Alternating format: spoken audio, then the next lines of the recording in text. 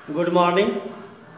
आज हम लोग कक्षा 7 एवं 8 में हिंदी व्याकरण हम लोग वाक्य विचार का अध्ययन करेंगे, जो आप लोग को पाठ 14 एवं 15 में है।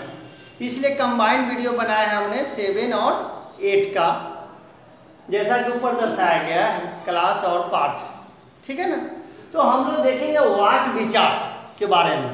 तो पहले हम लोग वाक्य के बारे में जानेंगे कि वाक्य किसे कहते हैं, है ना। तो देखिए, वाक्य शब्दों के सार्थक समूह को वाक्य कहते हैं। यानी शब्दों का कैसा समूह? सार्थक, जिसका कोई अर्थ निकले। सार्थक मतलब सही, है ना। जैसे देख लीजिए, राम पढ़ता है, यह वाक्य सार्थक है। यही अगर हो जाता पढ़ता है राम, पढ़ता राम है, तो वो सार्थक मेल नहीं हो पाता, है ना। तो वह वाक्य नहीं होता, वो वाक्य अशुद्ध हो जाता। इसलिए इसमें जो है वाक्य का परिभाषा ही है कि शब्दों के सार्थक समूह को वाक्य कहते हैं। यानी राम पढ़ता है, यह जो है एक सार्थक शब्द है। अब हम लोग चलते हैं इसके वाक्य के अंग। वाक्य के कितने अंग? तो वाक्य के 2 अंग होते हैं, एक उद्देश्य, दूसरा विधेय।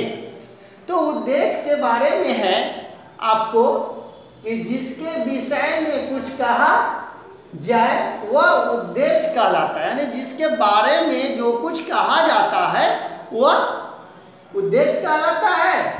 जैसे देख लीजिए, दादी ने पूजा की। पूजा किसने की? दादी ने की, यानी दादी के विषय में कहा जा रहा है। दूसरा, जैसे माँ खाना बनाई, यानी खाना बनाई किसने? तो माँ ने, है ना। तो यह उद्देश्य हो गया, है ना। अब हम लोग विधेय के बारे में जानिए।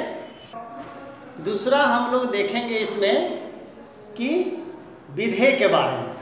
तो उद्देश्य में था कि जिसके विषय में कुछ कहा जाए उसे उद्देश्य।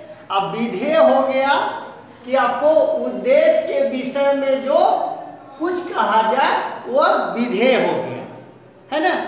उद्देश्य के बारे में इसमें कह रहा है कि उद्देश्य के विषय में जो कुछ कहा जाए वह विधेय कहलाता है। जैसे देखिए, यहाँ एक सारणीबद्ध के अनुसार हम सजाए हैं उद्देश्य और विधेय। जैसे देखिए, आदमी चल रहा है, तो इसमें देखिए उद्देश्य में कौन सा हो गया? आदमी। विधेय क्या हो गया? चल रहा है। उसी प्रकार से दादी माँ, उद्देश्य हो गया, ने पूजा की, विधेय हो गया।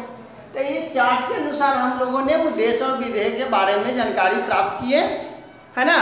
अब इसी में देखिए, वाक्यों को 2 आधारों पे बांटा जाता है। यानी वाक्य को हम लोग 2 आधारों पे बांटते हैं। एक हो गया रचना के आधार पर, दूसरा हो गया अर्थ के आधार पर।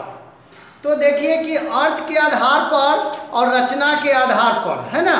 तो रचना के आधार पर वाक्य के 3 भेद होते हैं: सरल वाक्य, संयुक्त वाक्य और मिश्र वाक्य, है ना। यानी रचना के आधार पर वाक्य के 3 भेद: सरल वाक्य, संयुक्त वाक्य और मिश्रित वाक्य। उसके बाद आपका है अर्थ के आधार पर। तो अर्थ के आधार पर वाक्य के 8 भेद होते हैं, क्योंकि अर्थ निकालना है, सब वाक्य का अलग अलग अर्थ होगा। इसलिए अर्थ के आधार पर वाक्य के 8 भेद होते हैं।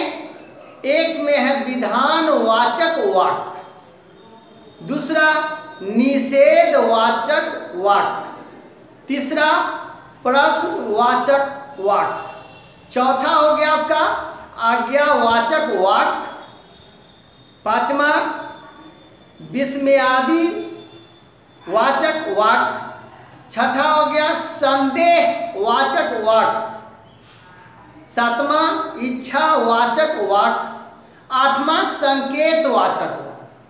तो यह था आपका अर्थ के आधार पर। तो आप लोग याद रखेंगे, है ना, कि रचना के आधार पर वाक्य के 3 भेद और अर्थ के आधार पर वाक्य के 8 भेद होते हैं। तो आप लोग को इस कक्षा में इतना ही का अध्ययन करना है। इससे विस्तार जो है आप नेक्स्ट कक्षा में जब जाएंगे तो ये सब के बारी बारी से अर्थ के आधार पे, रचना के आधार पे, ये सब के बारे में अलग अलग खंड करके आप लोग को बताया जाएगा। धन्यवाद।